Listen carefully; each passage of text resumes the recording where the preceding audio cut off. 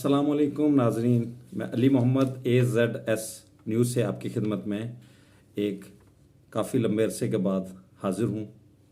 मैं कुछ मसरूफियात की वजह से वीलॉग नहीं कर सका। अब इंशाल्लाह रेगुलरली वीलॉग्स कंटिन्यू करते हैं दोबारा से। आज का जो मौजू है वो मैं महंगाई के ऊपर कर रहा हूँ थोड़ा सा, जिसका हमारे हुक्मरान बिल्कुल ख्याल नहीं कर रहे हैं। कम से कम अगर आप इनको रिलीफ नहीं दे सकते तो मज़ीद इनको प्रपोज ना डालें, क्योंकि पहले ही हमारी आवाम बहुत ज़्यादा महंगाई में पिस रही है। जो दरमियाने दर्जे के लोग थे इस वक्त वो भी बहुत ज़्यादा शदीद परेशान हैं। गरीब का तो फिर हाल ही बहुत बुरा है। इन लोगों की दुआएं लें, इन लोगों को रिलीफ दें।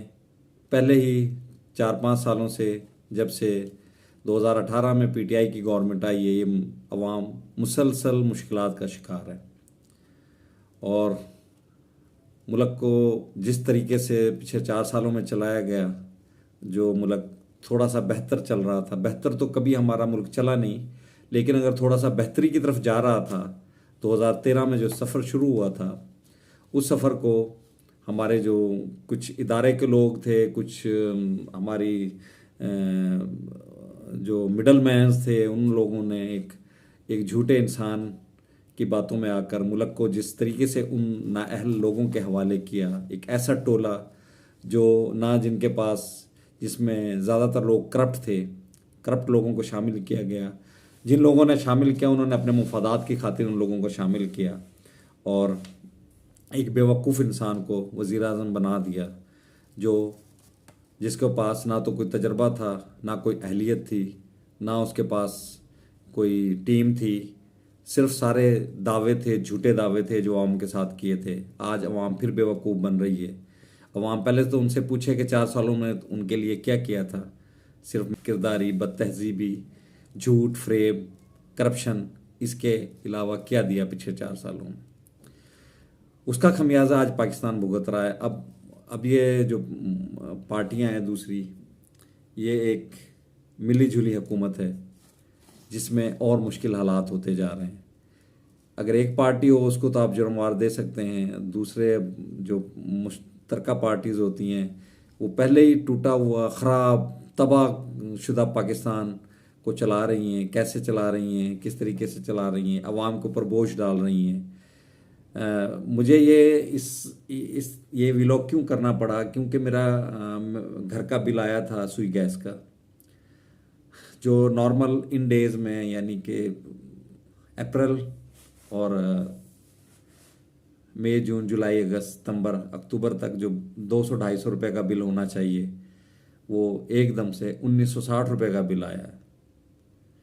अब चलें, कुछ लोग, हमारे जैसे लोग, इस चीज़ को, कड़वे घूंट को थोड़ा सा पी लेंगे, हम भी इससे डिस्टर्ब होंगे, लेकिन उन गरीब लोगों का, जिन लोगों को पहले खाने के लिए चीज़ें मैसर नहीं हैं, जो अपने 3 वक्त की रोटी पूरी नहीं कर पा रहे बच्चों को, जबकि तालीम, सेहत और दूसरे शादी ब्याह या किसी भाई बहन के ऊपर खर्चा करना वो तो बहुत दूर की बात है, वो उनके अपने बच्चों के पेट नहीं भर पा रहे, तो उनके ऊपर क्या गुजरेगी। यानी कि मीटर का जो रेंट है 40 रुपये से बढ़ाकर, चलो 80 रुपये कर देते को समझ आती, 60 रुपये कर देते को 500 रुपये कर दिए। और पिछले महीने के नवंबर दिसंबर के एरियर्स लेना शुरू कर दिए, 890 रुपये वो डाल दिए, 516 रुपये आपके फिक्स जो चार्जेज हैं वो डाल दिए। जो बिल 200-250 रुपये आता था वो आज कितने गुना हो गया, 1960 रुपये को आप कैलकुलेट करें तो वो 600-700% आपने इंक्रीज़ कर दिया है। खुदा का खौफ करें, इस मुल्क को अगर आप भलाई नहीं दे सकते, इसको बेहतरी नहीं दे सकते, कम से कम मज़ीद अजाब में ना डालें। वज़ीर आज़म शहबाज शरीफ साहब से मेरी गुजारिश है, उस काबीना से गुजारिश है कि खुदा के लिए अकल के नाखून लें। JIU के लोगों से है, पीपल्स पार्टी को तो खैर मैं उनसे तो उम्मीद में नहीं कर सकता, वो तो पहले भी मेरी नज़र में वो कोई अच्छी पार्टी नहीं है, करप्ट तरीन पार्टी है। लेकिन अब उस पार्टी की, यानी कि वो जो एक बिल आना था, ये मेरे सामने है, मैं आपको स्क्रीन पे भी ये दिखाऊंगा। जो बिल पिछले साल अप्रैल के महीने में 257 रुपये या 260 रुपये आया था, इस दफ़ा अप्रैल का जो बिल है 1960 रुपये आया है। यानी कि 1700 रुपये एक्स्ट्रा बिल आया है। अब आप खुद अंदाज़ा लगा लें कि इस गरीब आवाम का क्या हाल होना है। मैं यही कुछ कह सकता हूँ, मैं इनसे रिक्वेस्ट कर सकता हूँ।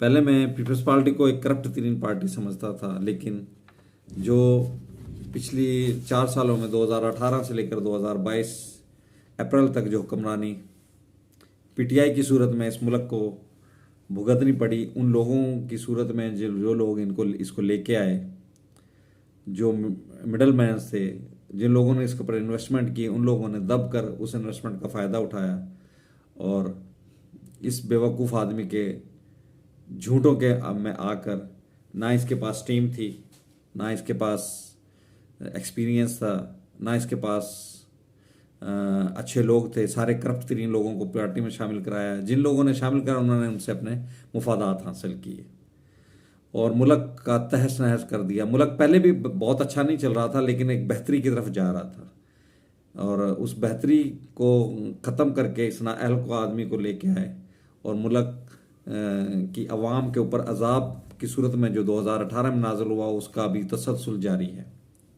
वो तसलसल इन लोगों को भी बहाना मिल गया है। हकीकत है कि वो मुल्क को जिस तरीके से मुल्क को तबाह किया गया, मुल्क को बर्बाद किया गया, जिस तरीके से मुल्क में करप्शन, बदअखलाकी, बैड गवर्नेंस, नाअहलियत, बुज़दार जैसे लोगों को वज़ीर आला बनाना, महमूद खान जैसे लोगों को वज़ीर आला बनाना, जो जिनका 1% भी ना अवाम से कोई ताल्लुक़, ना अवाम की बेहतरी से कोई ताल्लुक़ था, उन लोगों को आपने ओहदे दिए, वजारतें दी। अमीन गंडापुर जैसे नशेई लोगों को आप लोगों ने वजारतें दी, जिन लोगों ने मुराद सईद जैसे लोगों को वजारतें, मवासलात दी, जिन लोगों ने अपनी जेबें भरने के अलावा कोई काम नहीं किया और इस मुल्क में करप्शन की, मुल्क की तबाही की इंतहा कर दी और मुल्क को आलमोस्ट तबाह कर दिया। मुल्क को उठने के लिए टाइम चाहिए, लेकिन खुदा के लिए हुक्मरानों से इल्तिजा है कि मुल्क को उठाएं, ज़रूर उठाएं। लेकिन इस गरीब आवाम के ऊपर रहम करें। गरीब आवाम की बद्दुआएं आप लोगों को ले बैठेंगी, सब लोगों को ले बैठेंगी। इस वक्त गरीब आदमी जितना मुश्किलात में है, आप लोगों को अंदाज़ा नहीं है। वो किस तरीके से अपने घर के अखराजात पूरे कर रहे हैं, किस तरीके से लोग खुदकुशियाँ क्यों कर रहे हैं। ये जो आज आपकी जो क्राइम्स, स्ट्रीट क्राइम्स बढ़ गए हैं, चोरी डकैतियाँ बढ़ गई हैं, ये इसी चीज़ का तस्वीर। इस चीज़ के वो लोग ज़िम्मेदार नहीं हैं, आप लोग ज़िम्मेदार हैं। जो लोग हुक्मरान हैं, इस चीज़ का ज़िम्मेदार इमरान खान है, इमरान खान की पार्टी है और ये जो पार्टियाँ अब हुकूमत कर रही हैं, ये भी इसकी ज़िम्मेदार बनती जा रही हैं, क्योंकि ये अवाम को अभी तक रिलीफ देने में नाकाम रही हैं। इसलिए गुजारिश है कि मुल्क को बचाने के साथ साथ अवाम को रिलीफ दिया जाए। अगर आप अवाम को रिलीफ नहीं देंगे तो खुदा की कसम कुछ नहीं रहेगा। इस गरीब अवाम का सोचें। गरीब अवाम बहुत मुश्किलात में है।